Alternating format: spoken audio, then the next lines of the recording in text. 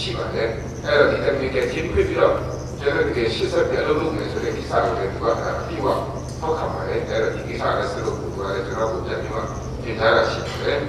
ဒါကြောင့်မလို့ဒီနိုင်ငံရေးဆွေးနွေးပွဲကိုသွားမယ်ဆိုတဲ့အပိုင်းကိုလည်းကျွန်တော်ကအဓိကဒီနိုင်ငံတော်အစိုးရရဲ့တာဝန်ရှိမှုကိုများဒီပညာရှင်များနဲ့ကျွန်တော်အဓိကဆွေးနွေးပြီးမှဒီကိစ္စကိုလည်းကျွန်တော်ဒီအားလုံးပါဝင်တဲ့ဒီအားကြီးရတော့လည်းချန်လေးရအောင်ကျွန်တော်စူးစမ်းမှဖြစ်ပါတယ်လို့ပြောချင်ပါတယ်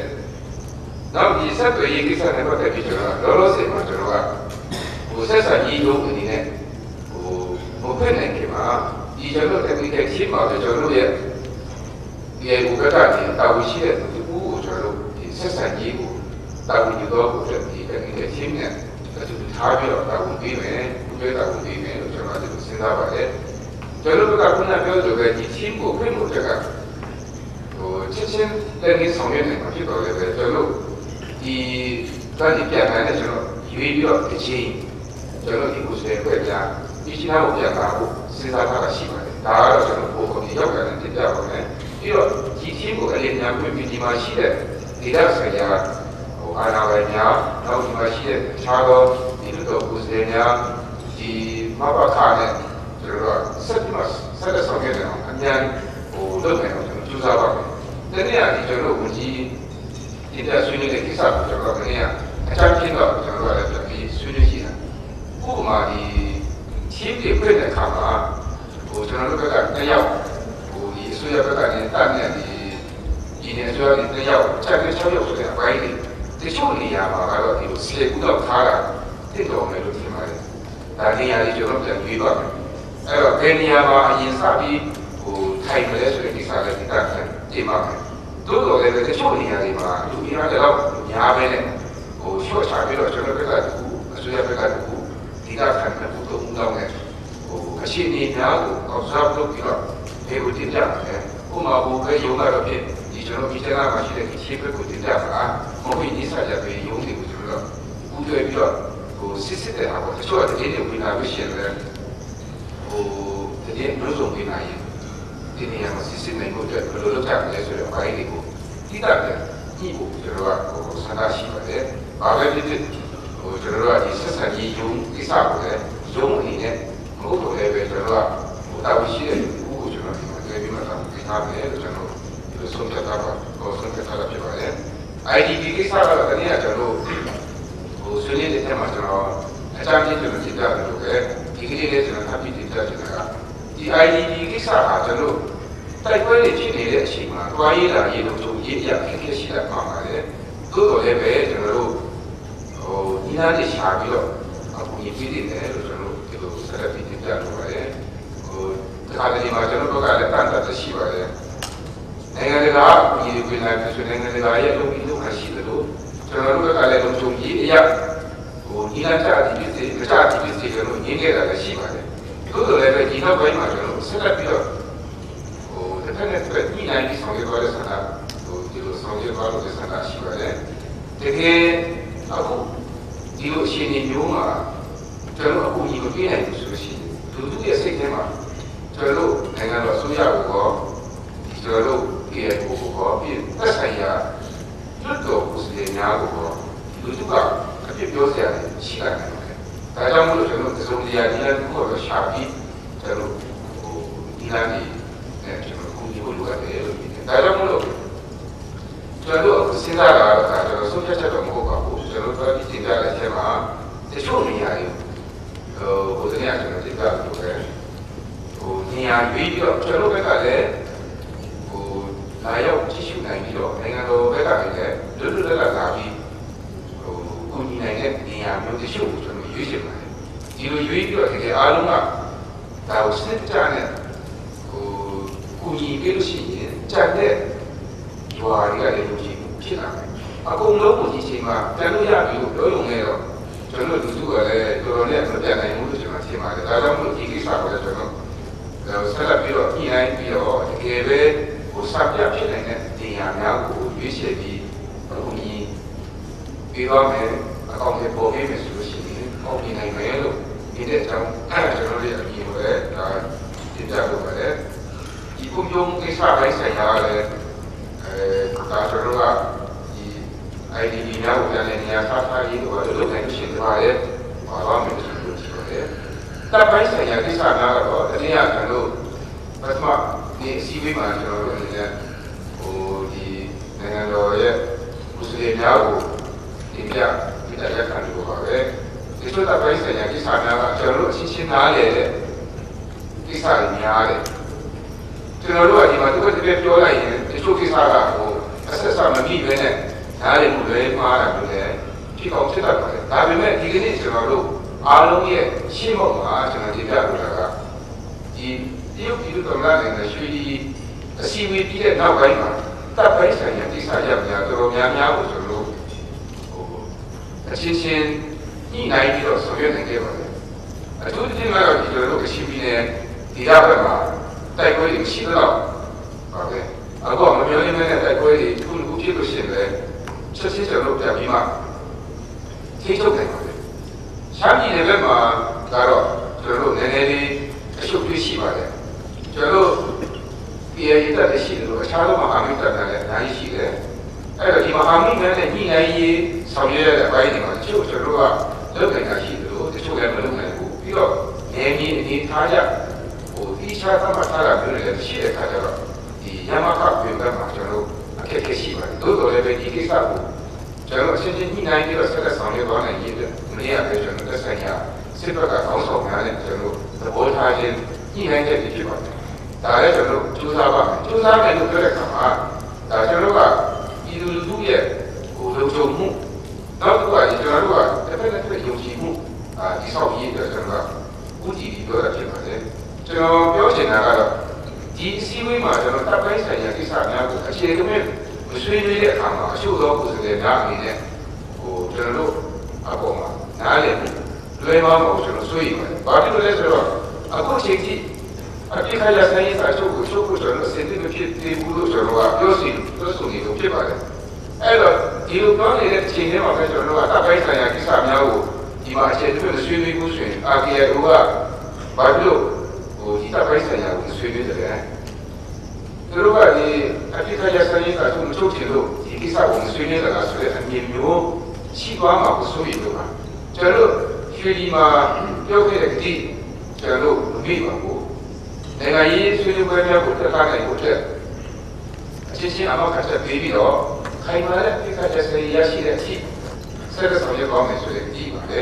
မနေ့ကလည်းကျွန်တော်ဒီမှာလူထုများနဲ့စီဝေးလုပ်တဲ့အခါမှာကျွန်တော်ပုံမှန်လေးပြောပါတယ်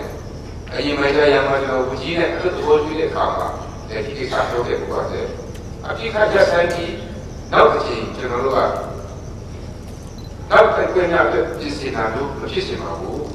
တကယ်ပဲရှိလို့သွားမယ်အဲ့တော့ကျွန်တော်တို့အခြေလူမျိုးတွေ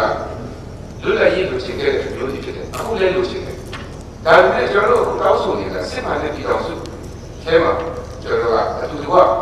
ရင်းချမ်းစွာတန်းတူနေနိုင်ရေးကိုကျွန်တော်တောင်းဆိုနေတယ်အဲ့တော့ဒီဟာကိုရရင်ကျွန်တော်ကလည်းရှင်းတဲ့သိနိုင်ပါတယ်အဲ့တော့ကျွန်တော်တို့ကိုလည်းဒီအခွင့်အရေးပေးပါလူစုကိုလည်းကျွန်တော်တို့ကဒီတိုင်းပဲကျွန်တော်ပြောပါတယ်ကျွန်တော်တို့ဒီလုံခဲ့တဲ့အခုဒီမှာကျွန်တော်တို့ဘယ်လိုပုံမြင်တိုင်းဖြစ်စဉ်ကာလတော့လည်းကျွန်တော်ခဏခဏဘယ်လိုနဲ့တွေ့ပြီးကျွန်တော်ပြောကြတဲ့ကောင်ဒီပေါ်ထားပါပါတယ်စံပြနဲ့ဆုံးဖြတ်ချက်တွေအားထားတယ်ဒီမှာအပြည့်ကြတယ်ပါဘူးတို့တော်လည်းပဲကျွန်တော်စူးစမ်းပါမှာပါဒါကျွန်တော်တကယ်ကိုဒီနေ့အစည်းအဝေးမှာသူတို့ချင်းပြောဖို့လိုအပ်တဲ့အစည်းအဝေးဖြစ်ပါတယ်နောက်တစ်ခုကတော့ဒီကျွန်တော်တို့ဒီနေ့အစည်းအဝေးတွေမှာအခုဒီဘုံသဘောထားနဲ့ကိုဤပြီးလို့ရှိရင်ကျွန်တော်တို့အပြန်အလှန်သဘောတူညီမှုလုပ်ဖို့လိုအပ်တယ်လို့ကြီးတို့ဘက်ကနေကျွန်တော်တို့ဆိုပြီးတင်ထားတဲ့ကိစ္စကလည်းကျွန်တော်သဘောတူနေကြအကြောင်းရှိပါဘူးဒါကိုကျွန်တော်တို့တချို့အားဖြင့်ဒါလေးခုနကတော့ပါပဲဒီဟာကိုကျွန်တော်တို့နည်းနည်းပြင်ဆင်ပြီးဆိုပြီးလို့ရှိရင်ညနေပိုင်းမှာကျွန်တော်တို့သဘောတူချက်တစ်ခုရနိုင်ပြီလို့ပြောနေပါတယ်ဒီနေ့စီဗီကနားရရှိတယ်ကျွန်တော်တို့ပြီးတာဖြစ်အောင်ကျွန်တော်ပုံပုံပြီးပြီးတော့ကျွန်တော်ကြိုးစားပါမယ်ကျွန်တော်တို့အနေနဲ့ဆွေးနွေးနေတဲ့အပိုင်းကတော့ဖြစ်နိုင်လို့ရှိရင်ဒီဘုံသဘောထားအနေအပေါ်မှာဆက်လက်ပြီးတော့အကောင့်ရဲ့ပေါ်နိုင်ဖို့အတွက်ကျွန်တော်တို့ပြည်ရရှိတယ်ဆိုတော့အမှန်ကန်ပေးစီချင်ပါတယ်နောက်တစ်ခုကတော့ဒီနေ့ဒီမှာတရားလာကြတဲ့ဒီတိုင်းကားနဲ့တိုင်အဖွဲ့ကကိုယ်စားလှယ်များအားလုံးနဲ့ဒီနေ့ဒီ CV မှာပါဝင်သူများအားလုံးပေါ့နော်ကျွန်တော်ဒီ observer တွေဒီမှာလွတ်တော်ကိုယ်စားလှယ်တွေကအကုန်လုံးပါပါတယ်အဲ့တော့မကြာခင်မှာကျွန်တော်ဟာဒီ ချင်းများကိုဆက်လက်ကောင်းတယ်ပေါ့ဒီမကြခင်မှာကျွန်တော်ချင်းကပြီးအချင်းတင်ဆွဲမဲနဲ့ပြည့်စုံတဲ့တယ်လို့ကျွန်တော်ယူဆပါတယ်ဘာလို့လဲဆိုတော့ခုနကကျွန်တော်တင်ပြလို့ပဲကျွန်တော်တို့ကဒီလောက်ပြန်မယ်လို့မထင်ဘူးအခုကဂျူလိုက်လို့ပြောတဲ့ခါကျတော့ကျွန်တော်တို့ကလည်းဒီကိုပြောဖို့တော့ဖြစ်လာတယ်ဟာဘာလို့ဒီလောက်ပြန်ရတယ်ကျွန်တော်ကဘာပြင်ဆင်ထားပြီလဲကျွန်တော်ပြောချင်တာကနောက်တစ်ချိန်အစည်းအဝေးမှာလည်းအခုတယောက်နေတဲ့သူများအားလုံးစုံစုံညီညီတာပြီးတယောက်ပြေးစစ်တင်ပါတယ်ဟုတ်လားလွတ်တော်ဦးစေတော်လေးကိုပြောလို့ပါပဲမြို့ပြည်များကတာလည်းအခုလည်းကျွန်တော်ရှိတာနည်းနည်းတော့ပါလာပြီအဲ့တော့တကယ်လို့ထပ်ပြီးဖြည့်စရာရှိတယ်ဆိုရင်နောက်ပိုင်းမှာဒါကျွန်တော်ပိုင်းပြီးမှစဉ်းစားဖို့လည်းပြင်ပါတယ်ကျွန်တော်တို့လည်းခဏမြို့ပြည်ဖွဲ့ကလည်းပြောတယ်ပြုတ်ကလည်းပြောတယ်ဆွေးနွေးပွဲမှာအမျိုးသမီးတွေကိုပါပြပြီးပါလို့ပြောတယ်ကျွန်တော်ပြောတာကအခုကကျွန်တော်က KAU ကိုယ်စားနဲ့နိုင်ငံတော်ရဲ့ကိုယ်စားကပြည်စုံနေလို့ပြောပါတယ်အဲ့တော့နောက်တစ်ချိန်မှာဒီတဲ့ကျေပြတဲ့စီဝေးမှုရှိလာရင်အားလုံးပါရမှာပါလို့ကျွန်တော်တို့ပြောထားတယ်အဲ့တော့ကိုကြီးတို့လည်းဒါပြောရတဲ့လို့ဖြစ်ပါတယ်ဒါလည်းကျွန်တော်က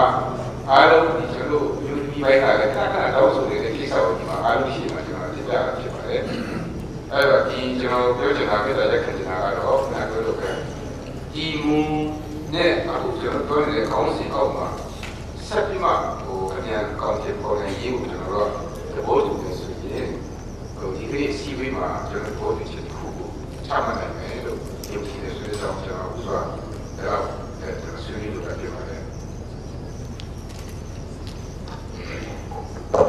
ရားကောင်ဆွေးနွေးရကြအများကြီးမှတာပါကျွန်တော်တို့ခုဘုရားလည်းဘိုးပြန်ပြီးတင်ပြမှာပြန်ပြောဘိုးလည်းတင်ပြပြောတယ်ဒီချက်ကြတယ်ပေါ့ကျွန်တော်တို့ဆွေးနွေးတဲ့အတိုင်းတွေတော်တော်များများဆွေးနွေးပြတာဖြစ်ပါတယ်ကျွန်တော်ဒီချိန်မှာဒီပိတ်လုံးလည်းကောင်းလာလို့အဲ့လိုတင်ပြတာဘုရားတို့တင်ပြတင်ရအောင်နောက်ပြီးဒီပွဲတွေဆွေးနွေးနေကြအောင်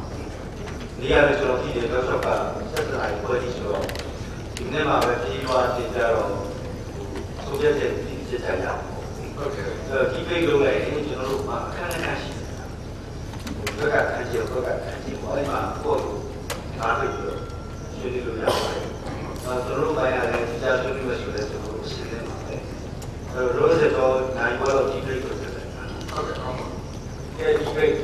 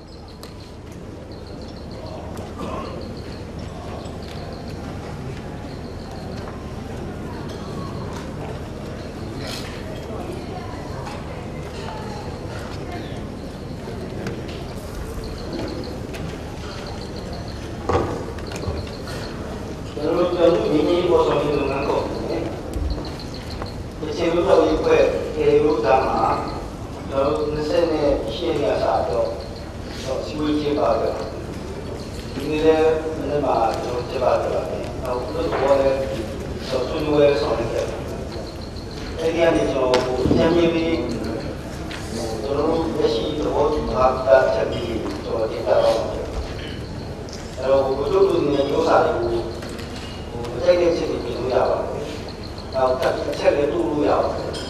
ဒါလေးကိုပြောတင်ပြပါကျွန်တော်ဒါဖတ်ပြပါ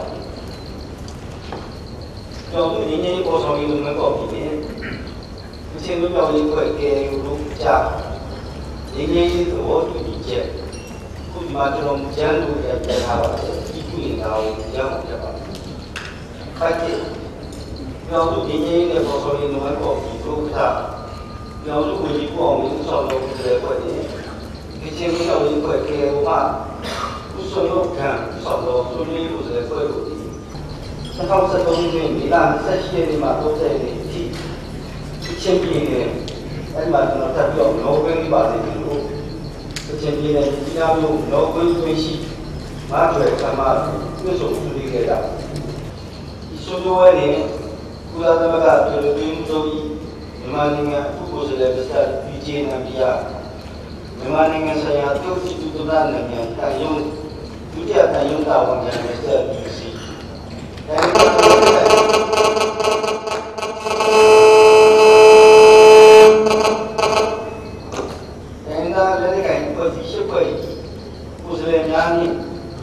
ဘာသာရေးနဲ့မြို့ပြည်မြို့မှာကိုယ်စားဆယ်ဦးတို့ဒီ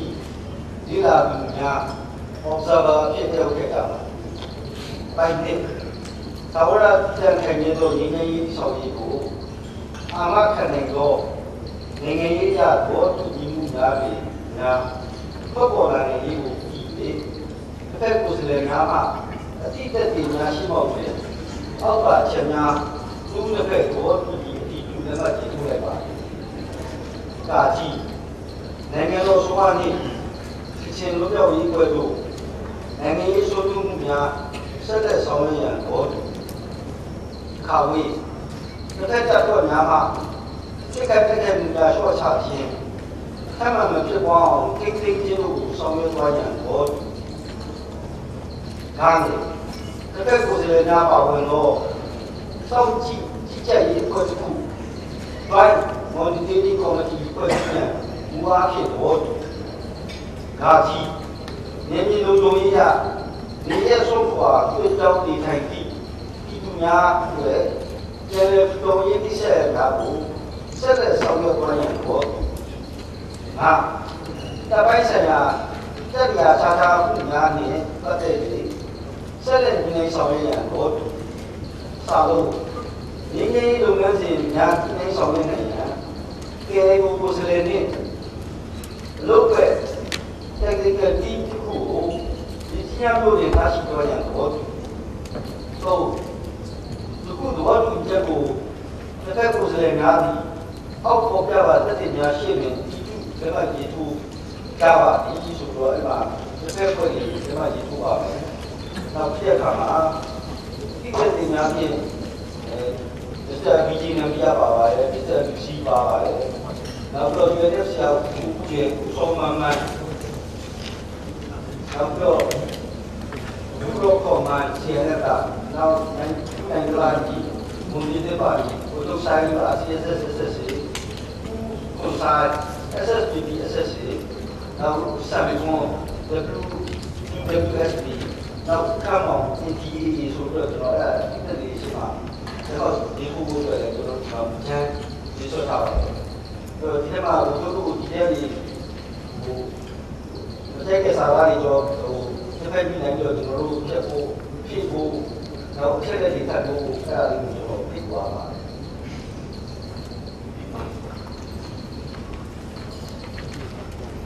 ဟုတ်ကဲ့အခုကျွန်တော်တို့ဒီနိုင်ငံတော်ဆိုရကိုစနေများရဲ့ညာပေါ်မှာ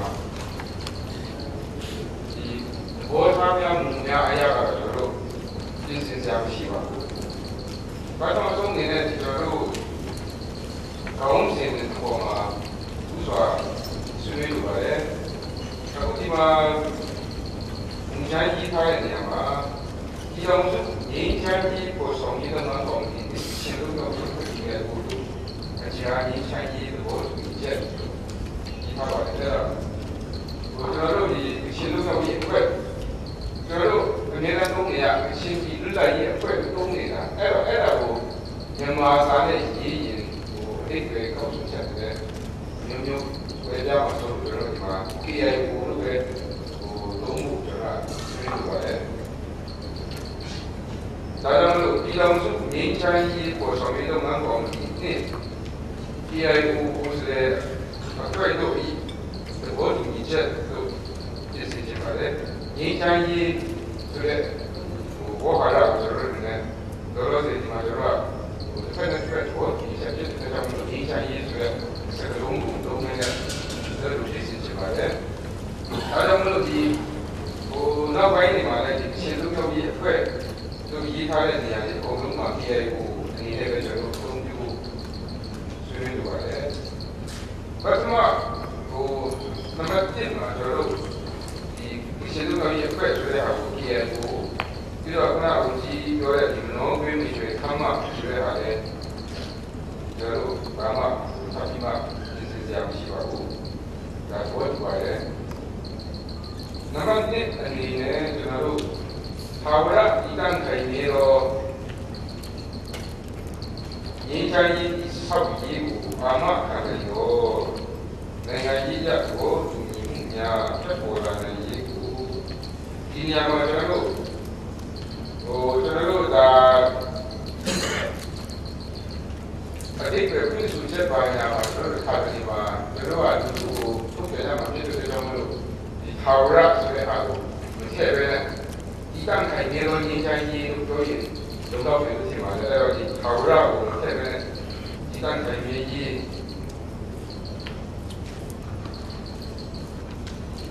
အောက်ကဆက်ပြောဝင်ဦးနေတဲ့ဘောဒီလည်းမကြီးဆိုလိုက်ကာရှိအနေနဲ့နိုင်ငံတော်အစိုးရဖြင့် KIO တို့နိုင်ငံရေးဆွေးနွေးမှုများဆက်လက်